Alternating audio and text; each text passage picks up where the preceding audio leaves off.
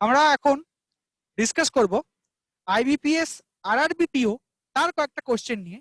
এবার কিছু question RRB clerk বা ক্লার্কশিপ কিংবা আইবিপিএস পিও সব টাইপের এক্সক্লুসিভ কোশ্চেন, যেগুলো আর কি এক্সক্লুসিভলি আরআরবি পিওতেই আসতে পারে, সেরকম টাইপের কিছু কোশ্চেন নিয়ে কিন্তু এখানে কথা বলার চেষ্টা করছি। ওকে, তো এবার দেখে নি দেখি কি প্রবলেম আমাদের হাতে রয়েছে।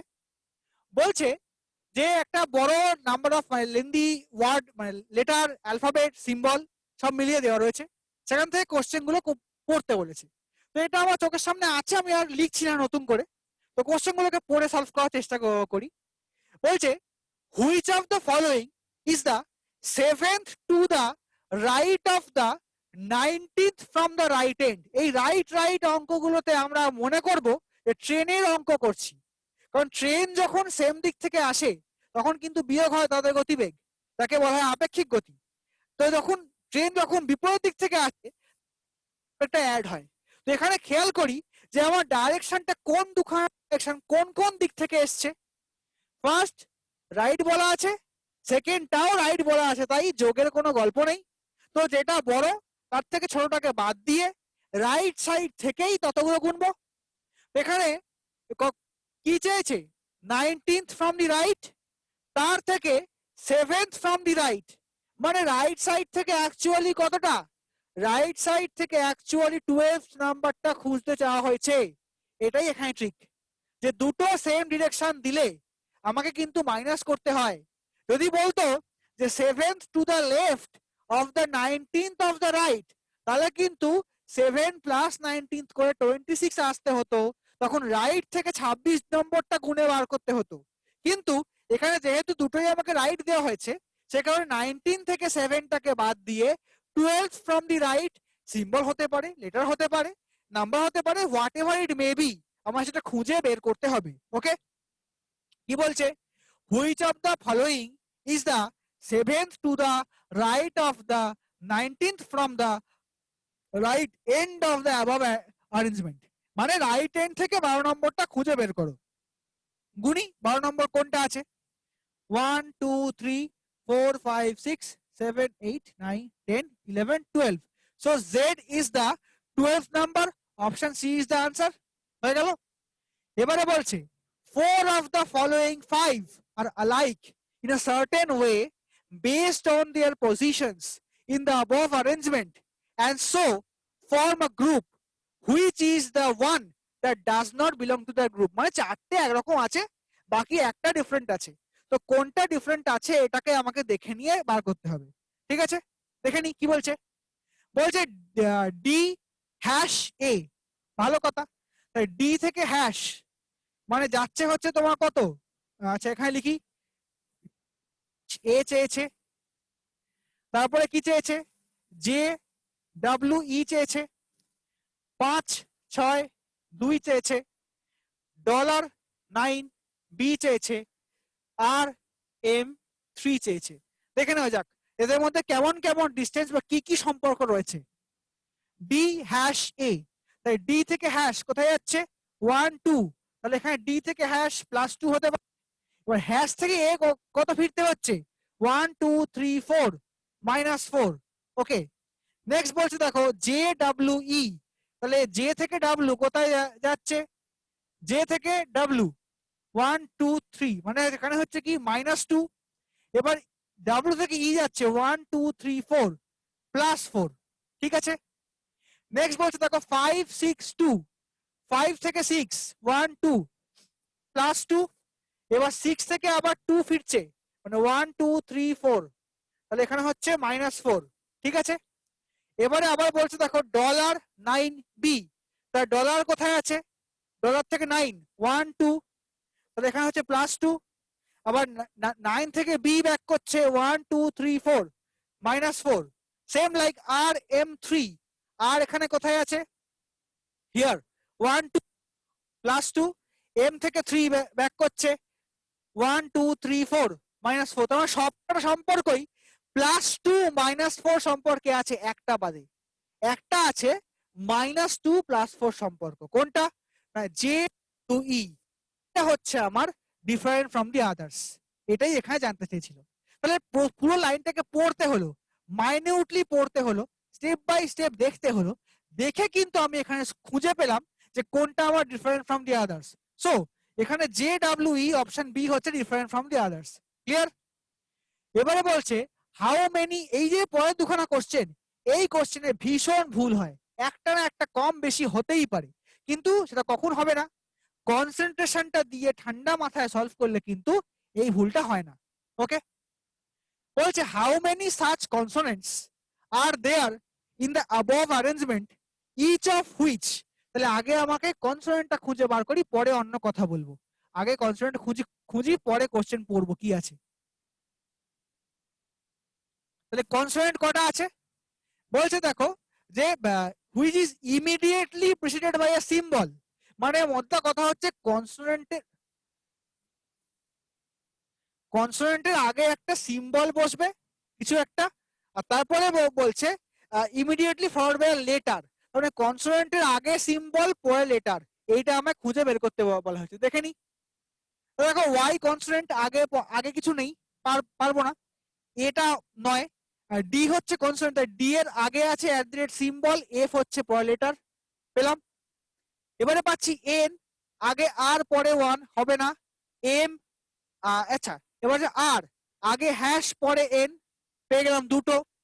এবার দেখো এম হচ্ছে না, আবার দেখো ডাব্লিউ আগে কেয়ার অফ পরে পি, তার মানে এই একটা হচ্ছে তিনটে। আবার দেখো জে কে খেয়াল করো, আগে আছে সিম্বল কিন্তু পরে আছে নাম্বার, হচ্ছে না। আবার দেখো জেড হচ্ছে না, আবার দেখো কিউ পাচ্ছি না, এইচ, এবার এইচ এর পরে খেয়াল করো যে আগে ডলার পরে আছে ইউ, ঠিক আছে। তো এবার দেখো আর কিন্তু তেমন কিছু খুঁজে পাওয়া যাচ্ছে না, কারণ দেখো এই 6 তার আগে স্টার দেওয়া আছে, কিউ এর আগে 6 এখানে হবে না, জেড এর আগে 5 এখানে হচ্ছে না। তো এখানে কটা আমি পাচ্ছি এরকম পেয়ার, 1 2 3 এবং 4, তার মানে এখানে এখানে মোটামুটি হচ্ছে না মোর দ্যান 3। বোঝা গেল? তবে প্রত্যেকটা ইঞ্চি ইঞ্চি খুঁজে খুঁজে আমাকে দেখতে হবে। তবে এখানে কিন্তু কি হয়, পরীক্ষার হলে তাড়াহুড়োতে একটা মিস হয়ে যেতেই পারে, কিন্তু তুমি বুঝতেও পারবে না যে তুমি ভুল করে চলে, কারণ কি তোমার ভুলটাও অপশনে অ্যাভেলেবল আছে। এইটা কিন্তু খুব সাবধান, এই দুখানা টাইপ কোশ্চেন কিন্তু খুব সাবধান, এবং এরকম অঙ্ক একটা নয় একাধিক পরীক্ষায় আসে। পরেরটা কি বলছে, how many such numbers are there in the above arrangement each of which is immediately preceded by a letter and immediately followed by a symbol। আচ্ছা আমি উপরটা একটু ইয়েস করি, কি বলছে যে নাম্বার আছে যার আগে একটা আছে লেটার আর পরে একটা আছে হচ্ছে সিম্বল, ঠিক আছে। তাই নাম্বার আগে লেটার পরে সিম্বল, তাহলে 8 আগে হচ্ছে না, নাম্বার আগে লেটার পরে সিম্বল, তাই নাম্বার কোনগুলো আগে আমি দেখে নি, 4 আছে, 8 আছে, 3 1 2 5 6 7 9। এবার দেখি যে তার আগে পরে কি কি আছে, আগে লেটার পরে সিম্বল, 4 আছে আগে লেটার পরে নাম্বার, হচ্ছে না। 8 আগে আছে নাম্বার পরে আছে লেটার, হচ্ছে না। 3 এর আগে আছে লেটার পরে আছে সিম্বল একটা, 1 এর আগে আছে লেটার পরে লেটার, হচ্ছে না। 2 এর আগে আছে লেটার পরে লেটার, হচ্ছে না। 5 এর ক্ষেত্রেও তাই, হচ্ছে না। 6 এর ক্ষেত্রে আগে সিম্বল পরে মানে এটা উল্টে গেছে, হচ্ছে না। 7 এর ক্ষেত্রে কিন্তু আগে লেটার পরে সিম্বল, হচ্ছে। আবার 9 এর ক্ষেত্রেও কিন্তু আগে পরে সেম আছে, হচ্ছে না। তাহলে আমরা দুটো পেলাম এমন পেয়ার, তাহলে এখানে এখানে অপশন আছে দেখো 2, মানে option C is the answer. মানে এরকম দুখানা পেয়ার অফ নাম্বার পেলাম যাদের আগে আছে লেটার পরে আছে সিম্বল, এইটা আমাকে জানতে চেয়েছিল, এখান থেকে খুঁজে বার করে আমি কিন্তু দুখানা পেয়ে গেছি, ঠিক আছে। তাহলে এখানে কখনো কখনো তোমাকে বলবে কনসোনেন্ট খুঁজে বার করো, কখনো বলবে তুমি ভাওয়েল খুঁজে বার করো, তাই কখনো বলবে নাম্বার খুঁজে বার করো। আর একটা প্রবলেম দেয় যে বলবে পুরো প্রবলেম থেকে সমস্ত সিম্বলকে সরিয়ে দাও, সরিয়ে দিয়ে খুঁজে বার করো 13 ফ্রম দি লেফট কোনটা, 14 ফ্রম দি রাইট কোনটা, এরকম প্রবলেমও কিন্তু দিতে পারে। তাহলে এখানে আমাদের 4টে প্রবলেম আছে, জায়গা সংকুলন ছিল আর লেখা হয়নি। ফিফথ প্রবলেম কিন্তু এরকম হওয়ার চান্স বিশাল, যে হয় সমস্ত সিম্বল সরিয়ে দাও, না হয় সমস্ত সিম্বল গুলোকে একটা করে নতুন লেটার দিয়ে ডিনোট করো, করে গোনো কটা ভাওয়েল আছে। এই টাইপের কোশ্চেন কিন্তু একদম রেগুলার কোশ্চেন, 5টা 5 টাইপের কোশ্চেন, এবং তোমাকে অ্যাটেম্প্ট করতেই হবে। মানে পিও পরীক্ষা একটু বড় অঙ্ক, ক্লার্কশিপ হলে ছোট অঙ্ক আসে, আমরা দেখবো পরের দিনকে। আর আইবিপিএস ক্লার্ক পিও হলে তো আরো বড় বড় মানে অঙ্ক আসতেই পারে। ফাইন।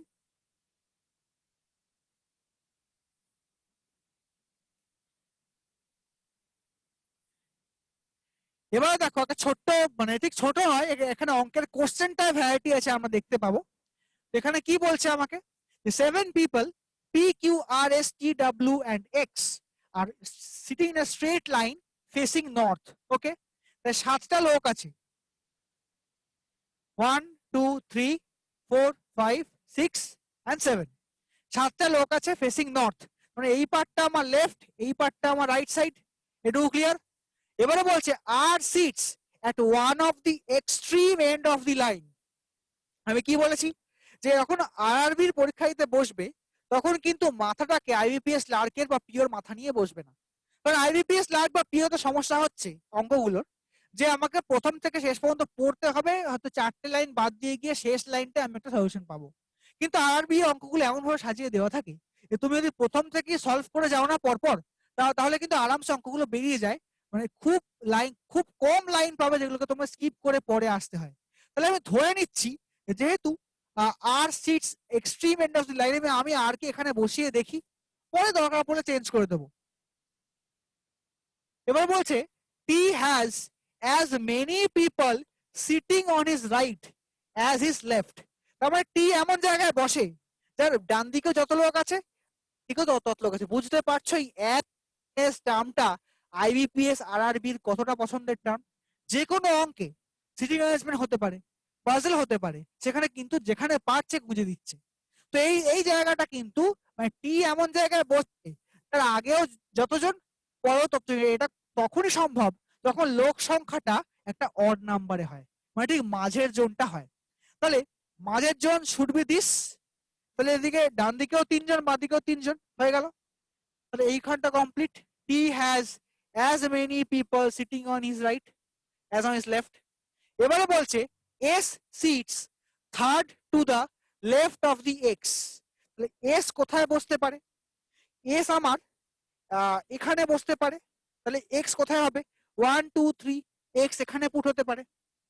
আবার এস এখানেও বসতে পারে, তাহলে এখানে 1 2 3, এখানেও এক্স বসতে পারে, দুই জায়গায় হতেই পারে। দেখি পরেরটা করব। তাহলে আমি এখানটা করলাম। এবারে বলছে Q sits on the immediate left of W but does not sit at any of the extreme end of the line। তার মানে মধ্যে কথা হচ্ছে যে কিউ এখানে এই কোণায় বসবে না, এবং দ্যাট প্রুভস যে আর এখানে ঠিক জায়গাতেই বসেছিল, মানে আর কে কিন্তু অন্য জায়গায় চেঞ্জ করতে হলো না। তাহলে এবারে আমি এখানে বলতে, এবার দেখো এবার এক্স এবং এস কে এক জায়গা থেকে সরাতে হবে, কারণ না হলে কিন্তু কিউ আর ডাব্লিউ কে পুট করার কোনো জায়গা নেই। তো এবারে বলছে ইমিডিয়েট লেফট মানে কিউ আর ডাব্লিউ কে পাশাপাশি বসাতেই হবে। So put W here and put Q here. এবার যেই তুমি কিউ কে এখানে বসাবে অমনি এখান থেকে এক্স তোমার সরে গেল, এক্স যেই তোমার সরে গেল এস ও তোমার এখান থেকে সরে গেল। তো এবার তোমার হাতে আর জায়গা কি পড়ে আছে, এখানে বলছে Q does not sit extreme end of the line, done হয়ে গেছে। তোমার দেখো আর হয়ে গেল, এস হয়ে গেছে, পি এক্স কিউ ডাব্লিউ হয়ে গেছে, পড়ে আছে একমাত্র P. So P should sit here. দেখো 7টা জায়গা তৈরি, R S P P X Q W মিলিয়ে নি।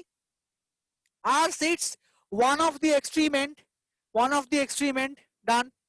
নেক্সট বলছে T has as many people sitting on his right as his left. মানে এমন জায়গায় বসবে টি এর ডান দিকেও যতজন বাঁ দিকেও ততগুলো লোক, টি একদম মাঝখানে আছে, ডান দিকে 3 বাঁ দিকে 3 মিলে গেল। এবারে বলছে S sits third to the left of X. তাহলে এস এর ঠিক মানে এস এক্স এর থেকে 3টে ঘর বাঁ দিকে বসছে, আর মাঝে টি আর পি আছে, হয়ে গেল। এবারে বলছে Q sits on the immediate left of W.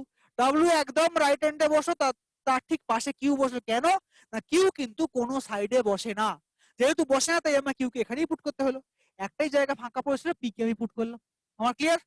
এবার দেখি যে কোশ্চেন গুলো আমার জন্য কেমন কেমন করে অপেক্ষা করছে। একটু ডিফারেন্ট টাইপের কোশ্চেন থাকতে পারে।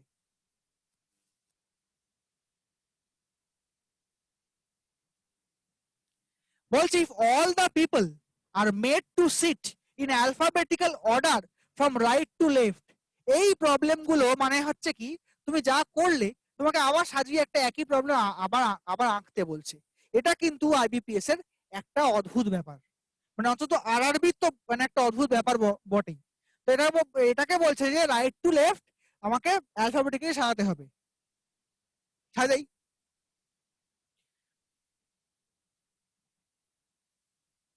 এখানে হচ্ছে P Q R S T W x.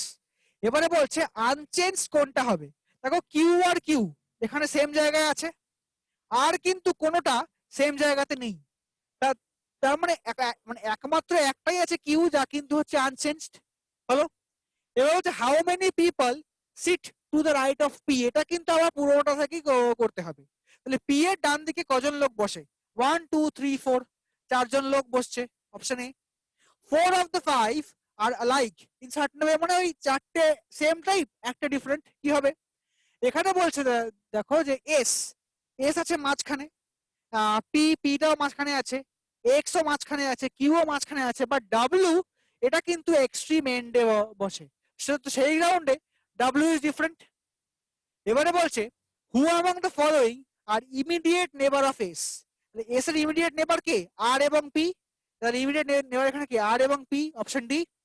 Last question বলছে who among the following sits second to the right of the fourth person from the right. দেখো ডবল রাইট এলো, তাহলে মধ্যে কথা হচ্ছে 4 - 2 সেকেন্ড টু দ্য রাইট কে খুঁজতে বলা হয়েছে, তার মানে কিউ ইজ দ্য আনসার।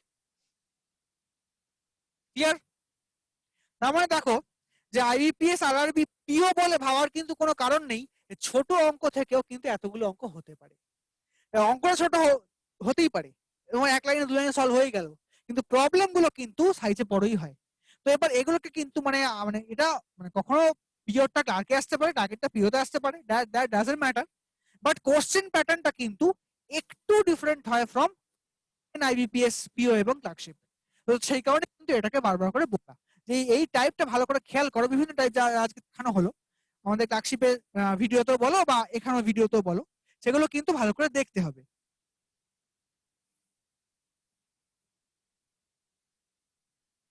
আচ্ছা, দেখো 5টা নাম্বার দেওয়া আছে, তার উপরে বেস করে কিন্তু আমাকে সলভ করতে বলছে। তো বলছে if 1 is added to the last digit of every odd number and 1 is subtracted from the last digit of every even number। আগে এইটুকু করি, অড কোনটা ইভেন কোনটা। তাহলে অড নাম্বারের সঙ্গে এক যোগ করো, তাহলে 428টা হচ্ছে ইভেন নাম্বার, তার থেকে আমি বিয়োগ করো 427। তারপরে হচ্ছে 391, এটার সঙ্গে এক অ্যাড করতে বলেছে অড নাম্বার। 745 এক অ্যাড করো, 682 এক বিয়োগ করো, and 534 এখান থেকেও কিন্তু এক বিয়োগ করো। এবার জানতে চেয়েছে what will be the difference between lowest odd number and the lowest even number. তো লোয়েস্ট অড নাম্বার কোনটা, লোয়েস্ট অড নাম্বার কিন্তু এখানে এসছে 427, আর লোয়েস্ট ইভেন নাম্বার কোনটা 392। এদের বিয়োগফল জানতে চেয়েছে। 2 থেকে 7 5, 9 থেকে 2 3, তাহলে এখানে আনসার হচ্ছে অপশন ই হচ্ছে কারেক্ট। মানে যা বলেছে তোমাকে স্টেপ বাই স্টেপ সেটাই ফলো করো, করে এখানে আনসার সলভ করো। কিন্তু যা যা বলেছে কনসেন্ট্রেশন দিয়ে না করলে একটা অঙ্ক এদিক ওদিক হতেই পারে। তুমি যদি লেখা আছে মানে অডের সঙ্গে এক যোগ করো, ইভেন থেকে এক বাদ দাও, কিন্তু তুমি সেটাকে ভুল পড়ে ফেলো যে যে অডের সঙ্গে এক বিয়োগ করো আর ইভেন থেকে এক যোগ করো, তাহলে কিন্তু পুরো অঙ্কটা উল্টে যাবে। আচ্ছা, এবারে বলছে if the positions of the first and second digit of each of the numbers are interchanged, ওকে, তাহলে ফার্স্ট এবং সেকেন্ডটা ইন্টারচেঞ্জ করতে বলছে। 248 হলো, 931 হয়ে গেল, 475 থার্ড নাম্বার, ফোর্থটা বলছে 862, তারপরে বলছে 354। এবারে প্রশ্ন করছে which of the following will be the difference between highest and the second highest number thus formed. Highest number কোনটা 931 highest number, আর সেকেন্ড হাইয়েস্ট নাম্বার কোনটা 862, তাদের মধ্যে ডিফারেন্স কত খুঁজে বার করতে বলেছি। 2 থেকে 1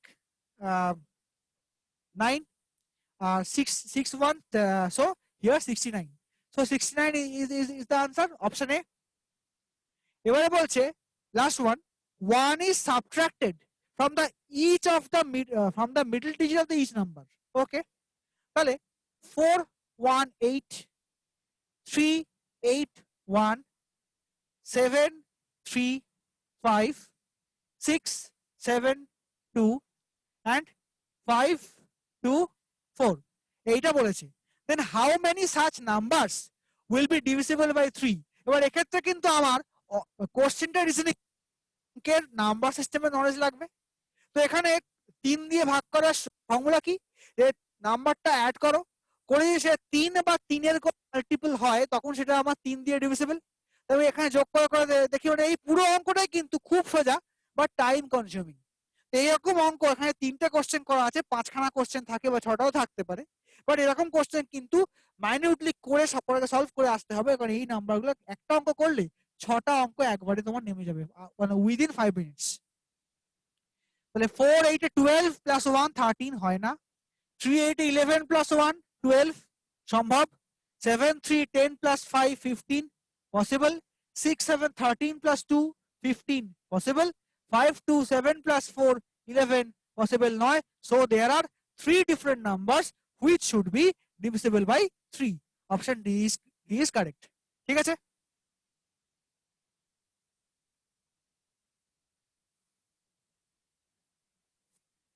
এই যে টাইপের অঙ্কটা আছে, এই অঙ্কটা কিন্তু ক্লার্কশিপ বা আইবিপিএস পিওতে জেনারেলি আসে না। বিগত 2-3 বছরের প্রশ্ন যদি খেয়াল করো, এটা আইবিপিএস আরআরবি স্পেশাল অঙ্ক। মানে নরমাল ডাইরেকশন তো আমরা করেছি, আগেও করেছি, যে কখনো শ্যাডোর অঙ্ক পাই, কখনো ডান দিক বাঁ দিক যেতে হয়, কখনো ডান দিকে ঘোরো বাঁ দিকে ঘোরো, এইভাবে পেতে হয়।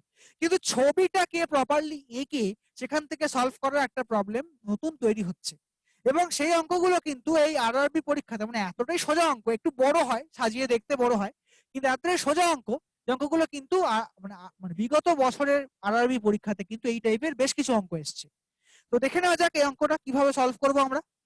বলছে point N is 7 metre to the west of point Y, ভালো কথা, which is 8 metre to the south of the point S. এখানে হুইচটা কিন্তু ওয়াই এর পরে আছে, মানে ওয়াই কিন্তু এস এর থেকে সাউথে আছে, এইটুকু মনে রাখতে হবে।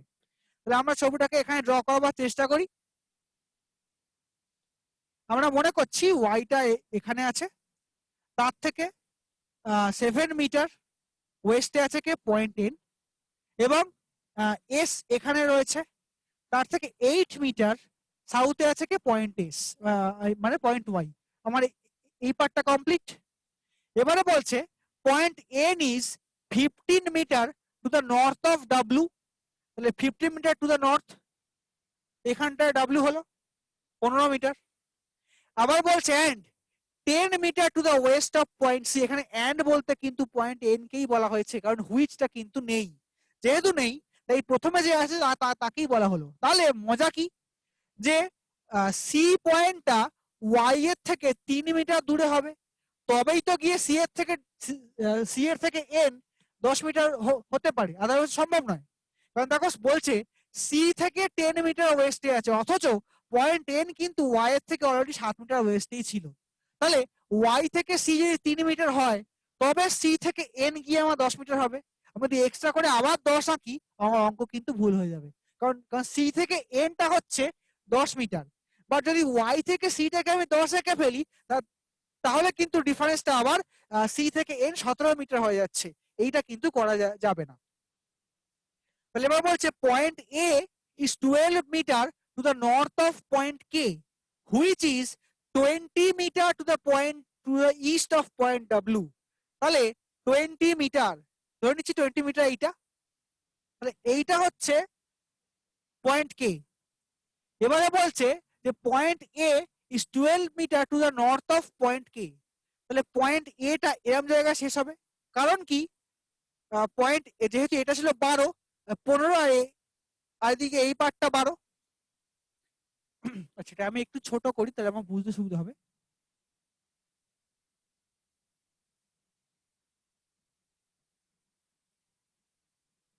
ওকে, এবারে বলছে H to the south of T which forms a straight line with Y.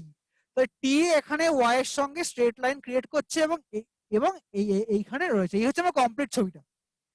এবারে যা যা বললাম তাই তাই ড্র করলাম, একবার মিলিয়ে নি।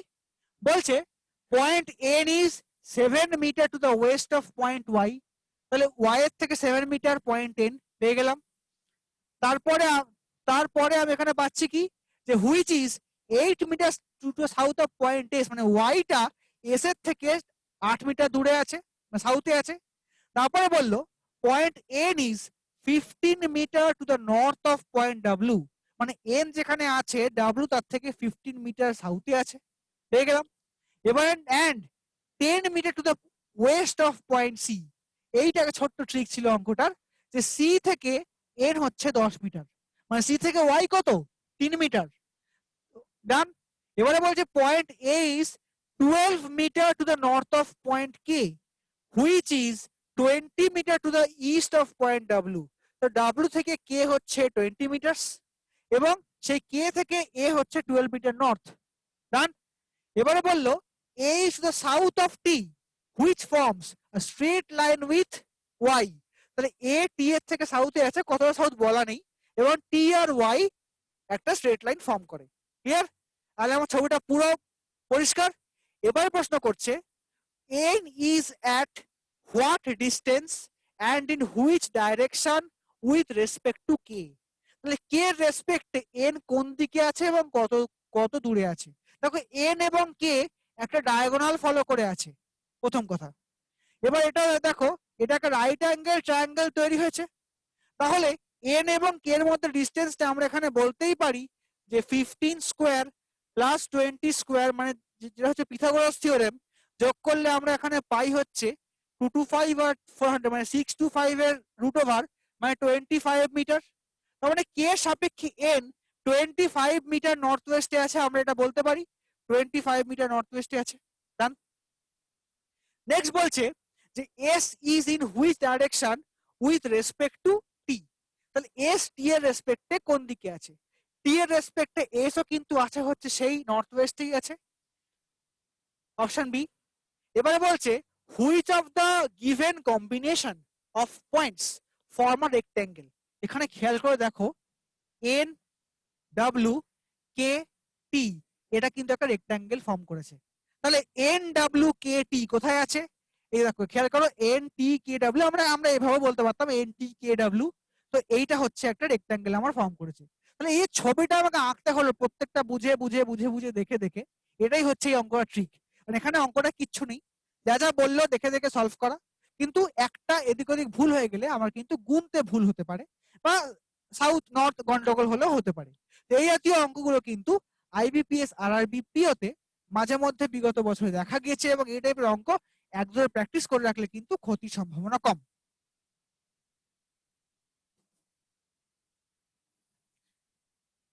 আচ্ছা, এই অঙ্কটা স্পেসিফিক্যালি একটা পিও লেভেলের পরীক্ষার অঙ্ক, ক্লার্কশিপে আসে না। তো প্রথম কথা হচ্ছে এখানে বলছে যে আমাকে একটা তথ্য দিয়ে দিয়েছে। এই যে আমি এখানে খেয়াল করো, এই যে এইটা হচ্ছে আমার অপশনটা, এটা দরকার নেই। বলছে যে অ্যামং এম এন ডিপি, মানে মোদ্দা কথা হচ্ছে যে যেটা কোশ্চেন করবে সেই কোশ্চেনটাকে আমার দুখানা স্টেটমেন্ট থেকে সলভ করতে পারবো কিনা সেইটা আমার জানতে চাওয়া হয়েছে। মানে কখনো হতে পারে যে একটা সেন্টেন্স, মানে একটা স্টেটমেন্ট দিয়ে আনসার বের করে ফেলতে পারি, কখনো হতে পারে যে দুটোকে ইউজ করতে হচ্ছে, কখনো হতে পারে যে কোনো একটা দিয়ে হতে পারে, কখনো আবার দুটো দিয়েও হবে না। তো এইরকম জাতীয় প্রশ্ন এখানে মাঝে মধ্যে চলে আসে। এবারে বলছে দেখো যে among M N D P K who earns more than only the least earner among them. আচ্ছা, মানে মোদ্দা কথা হচ্ছে এদের মধ্যে কোনজন সবচেয়ে কমের দিক থেকে সেকেন্ড র্যাঙ্ক করে, এইটা আমার আমার জানতে চেয়েছে। তো কি বলছে, N earns more than P, N earns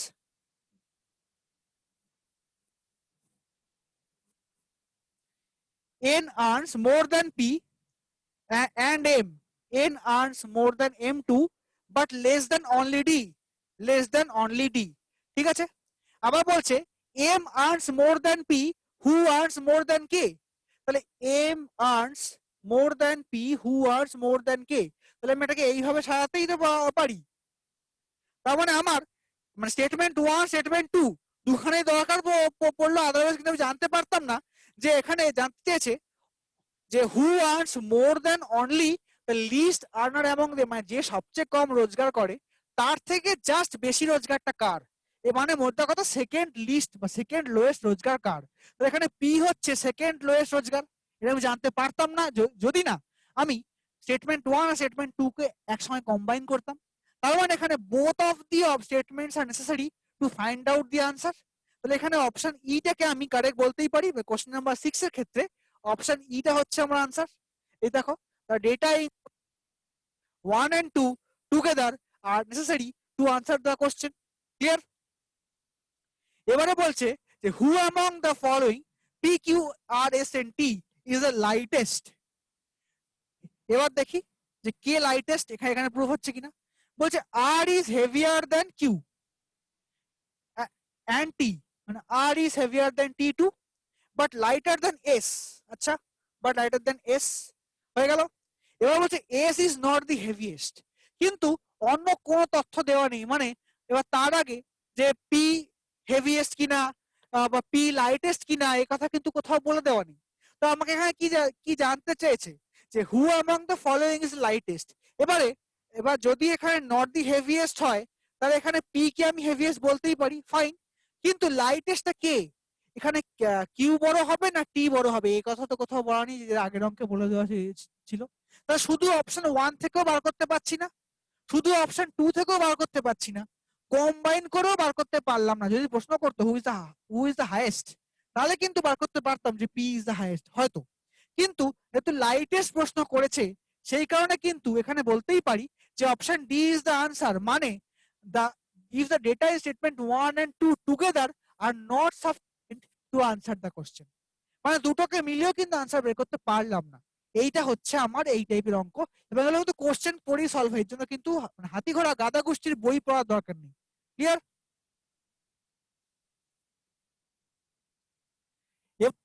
আমাদের এখানকার একটা লাস্ট অঙ্কে, এবং অঙ্কটা একটু বড় অঙ্ক, মানে ঠিক বড় না, মানে পড়তে বড় বাট চোখে দেখলে কিন্তু আরামসে সলভ হয়ে যাবে। দেখা যাক।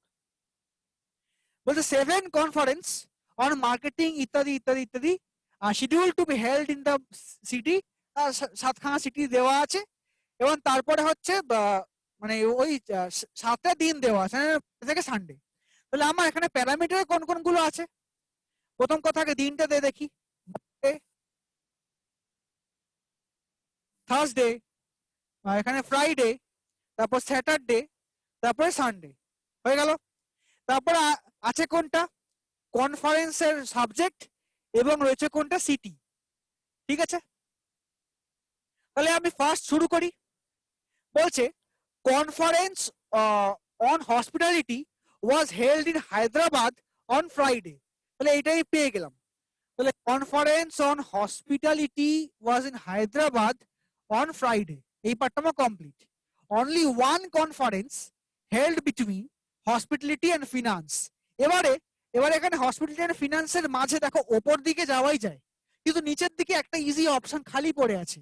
তাহলে আমি এখানটা বলতেই পারি তো যে এই জায়গাটা ফিনান্স বসতে পারে, না পারলে আমি পরের দিকে শিফট করবো, কোনো অসুবিধা তাতে নেই। Only one conference was held between conference on hospitality. এবারে বলছে যে conference on management was held immediately after HR but immediately before banking. কোথায় বসবে আমি কিন্তু বুঝতে পারছি না। তাহলে এখানে একটু ছোট্ট করে লিখে রাখি, conference on management was held immediately after HR but before banking, মানে প্রথমে এইচআর বসবে, তারপরে ম্যানেজমেন্ট বসবে, তারপরে ব্যাংকিং বসবে, এইভাবে একটা হবে। এই পার্টটা থাক, আমি পরে সলভ করবো। বলছে conference on management was not held in Indore. তো ইন্দোরে কোথায় বসবে এটা আমি জানি না, আমি এই পার্টটাকে শিফট করলাম। এবারে বলছে the conference held on Monday was held in Delhi. তাহলে মন্ডেতে যেটা হচ্ছে সেটা আমার কোথায় হবে, দিল্লি। তার এখানে সোমবার দিনকে ম্যানেজমেন্টের প্রোগ্রাম হতে পারবে না, কারণ সোমবার দিনে কিন্তু দিল্লিতে হয়। এই পার্টটা ক্লিয়ার। এবং তার আগে সম্ভব নয়, তো সেক্ষেত্রে সোমবারে কিন্তু ম্যানেজমেন্ট হচ্ছে না।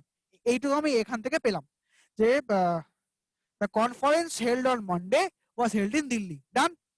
বলছে এবার one conference was held between the conference of banking and the one held in Mumbai. তার মানে এখানে একটা ব্যাংকিং ছিল, পরে হেল্ড ইন মুম্বাই। তার মানে এখান থেকে এইভাবে তো বলতেই পারি যে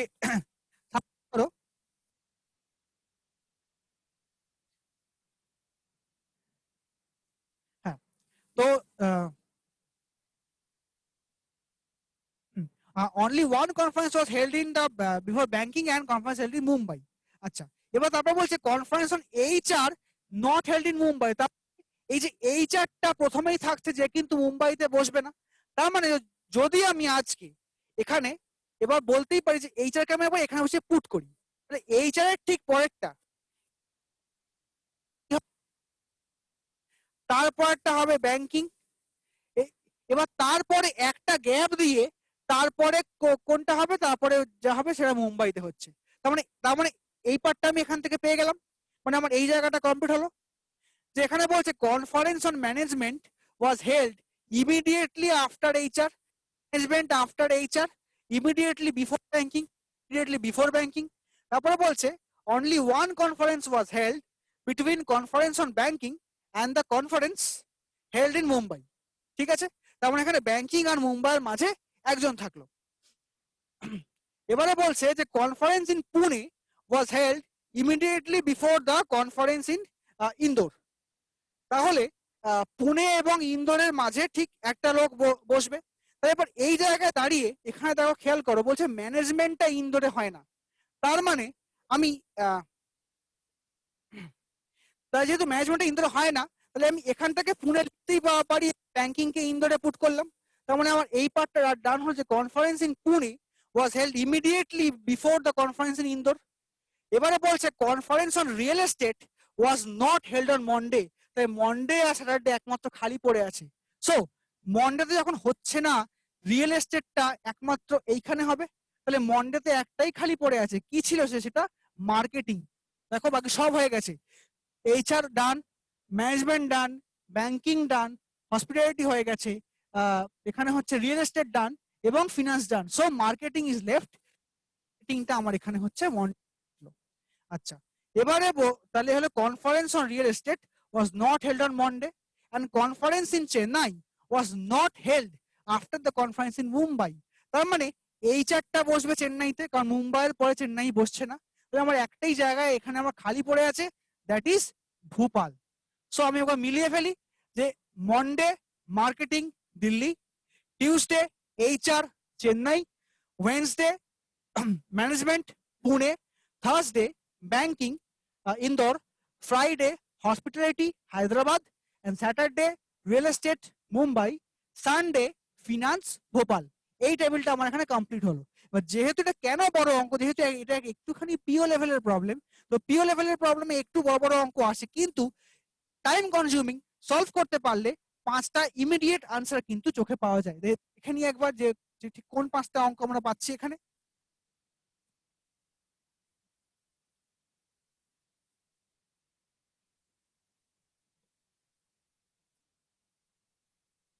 বলছে if Delhi is related to Pune and banking is related to real estate in certain way, তাহলে কি দিল্লির সঙ্গে পুনে জাস্ট একটা পড়ে এবং ব্যাংকিং এর সঙ্গে রিয়েল এস্টেট দেখো ঠিক একটা পড়ে, মানে জাস্ট একটা করে করে চেঞ্জ হচ্ছে। Then to which of the following would Indore be related to, তাহলে ইন্দোরের সঙ্গে একটা বাদ দিয়ে কি হবে না মুম্বাই হবে।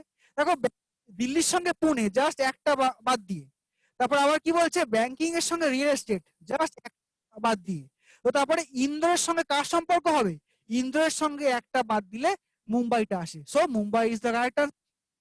আবার বলছে in which of the following cities was conference on banking held, ব্যাংকিংটা হয়েছিল কোথায় না ইন্দোরে। Option E. How many conferences were held between conference on marketing and real estate, তাহলে মার্কেটিং এবং রিয়েল এস্টেটের মধ্যে কজন লোক আছে, HR ম্যানেজমেন্ট ব্যাংকিং এবং হসপিটালিটি মানে 4 জন লোক রয়েছেন, অপশন ই 4। আবার বলছে on which of the following days conference on HR held, HR এর কনফারেন্স হয়েছিল কবে না মঙ্গলবার, টিউসডে, অপশন বি। এবং which of the following conference was held on Monday, মন্ডেতে হয়েছিল কোনটা না না এদিকে মার্কেটিং ক্যাম্পেইন। ডান। তাহলে এই একটা অঙ্ক করলাম, এই একটা অঙ্ক থেকে আমরা মোটামুটি 6টা বা 5টা তখন যে যেরকম পরীক্ষায় আসে সেটাকে সলভ করতে পারছি। তাই এই জাতীয় বড় প্রবলেম গুলো কিন্তু ফেলে আসলে হবে না, কারণ কি পিও বলো ক্লার্কশিপ বলো সেটা আইবিপিএস এমনি পিও হতে পারে, ক্লার্কশিপ হতে পারে, অথবা আরআরবি হতে পারে। সেই পরীক্ষাতে কিন্তু এই বড় অঙ্কগুলোই কিন্তু অ্যাকচুয়ালি কিন্তু মানে মানে গেম চেঞ্জার। এগুলো যে যত বেশি করবে সে তত বেশি নাম্বার স্কোর করবে, কারণ ছোট অঙ্কগুলো কিন্তু খুব বেশি নাম্বার দেয় না। তো সেই বড় অঙ্কগুলোকে যত টার্গেট করবে তোমার কিন্তু ততটাই ভালো হবে। ঠিক আছে, তাহলে এই হচ্ছে আমাদের মোটামুটি একটা আইডিয়া। আমরা পরবর্তী লেকচারে আবার এটা নিয়ে ডিসকাস করব। Till then, thank you.